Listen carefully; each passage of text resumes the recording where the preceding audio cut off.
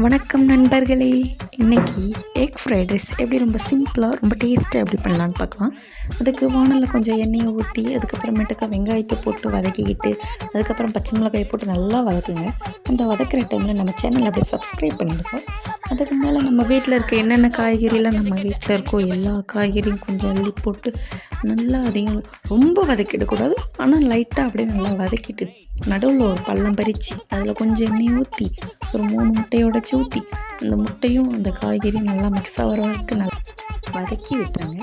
அதுக்கப்புறமேட்டுக்கு அதுக்கு தேவையான அளவு உப்பு போட்டுட்டு என்னென்ன மசாலாலாம் வீட்டில் இருக்கோ மட்டன் மசாலா, சிக்கன் மசாலா, கரம் மசாலா, கறி மசாலா எல்லாத்துலேயும் கொஞ்சம் கொஞ்சம் போட்டுட்டு அப்படியே அது நல்லா பொடி மாஸ் மாதிரி இருக்கும். அப்படியே சாப்பிட்றதுக்கு சூப்பராக இருக்கும்.